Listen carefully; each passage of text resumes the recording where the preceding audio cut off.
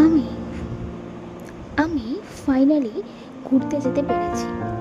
হয়তো খুব বড় কোনো ট্যুর না, একদম ছোট একটা একদিনের জার্নি, কিন্তু ফ্যামিলির সাথে কোথাও যাওয়ার যে আনন্দটা, সেটা একেবারেই আলাদা। চলো শুরু করি। আমি আরিবা। তোমরা সবাই কেমন আছো? আশা করি সবাই ভালো আছো, ভালো থাকো, এটাই প্রার্থনা করি। আজকে হঠাৎ করে একটু বেরিয়ে পড়েছিলাম ঘুরতে। সত্যি বলতে ভাবিনি মুডটা এত ভালো হয়ে যাবে। জীবনে অনেক সময় এমন কিছু হয়ে যায় যেটা আমরা কল্পনা করি না, আবার এমন অনেক কিছু হয়ে যায় যেটা আমরা কল্পনা করি কিন্তু সেটা আর হয় না। এই ছোট ছোট অপ্রত্যাশিত জিনিসগুলোই হয়তো জীবনকে সুন্দর করে তোলে। যাই হোক, এসব কথা বাদ দিয়ে আসি আজকের গল্পে। আমরা প্রায় 11টার দিকে বেরিয়ে পড়েছিলাম। অনেকটা পথ যাওয়ার পর বেশ খিদে পেয়েছিল, তাই একটা ধাবায় থামলাম। আর সেখানে অনেক রকমের খাবার ছিল, আমরা কিছু কিছু খাবার সিলেক্ট করে সেটা খেলাম।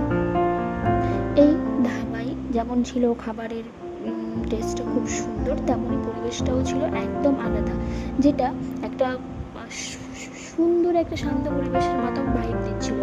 আর সবচেয়ে যেটা আমার মন ছুঁয়ে গেছে সেটা হলো আকাশটা। আজকের আকাশটা পুরো কি ভীষণ সুন্দর ছিল। মনে হচ্ছিল সব দুশ্চিন্তা এক মুহূর্তে হারিয়ে গেছে। তারপর আমরা গেলাম পিআরএমে। এই জায়গাটায় আর নাম শুনেছি আগে অনেকবার, ফাইনালি আজ এসেই পড়লাম। সত্যি বলতে খারাপ লাগেনি, বরং বেশ ভালোই লেগেছে। ঘোরাঘুরির শেষে আমরা বাড়ির পথে রওনা দিলাম, আর ফেরার পথে শুরু হলো আমার খুব প্রিয় একটা জিনিস। কি বলতো? বৃষ্টি। যেটা আমি কল্পনাও করিনি, ঠিক সেটাই হয়ে গেল। কখনো কখনো বাস্তব কল্পনার থেকেও বেশি সুন্দর হয়ে ওঠে। আসলে কল্পনা সবসময় সুন্দর হয়, কিন্তু সেটাকে বাস্তবে অনুভব করতে পারলে সেটা মজা আলাদাই। আজকের দিনটা হয়তো খুবই সাধারণ দিন ছিল, কিন্তু এই ছোট ছোট মুহূর্তগুলো আমার কাছে অনেক বড়। ফ্যামিলি, পরিবেশ, আকাশ, বৃষ্টি, এই সব মিলিয়ে একটা পারফেক্ট দিন ছিল আজকের দিন। আজকের এই ছিল এই ছিল আজকের ট্যুর। আবার নতুন কোনো মুহূর্ত আর গল্প নিয়ে ফিরে আসবো। ততক্ষণ পর্যন্ত সবাই ভালো থাকবে, সুস্থ থাকবে। Until then, tata.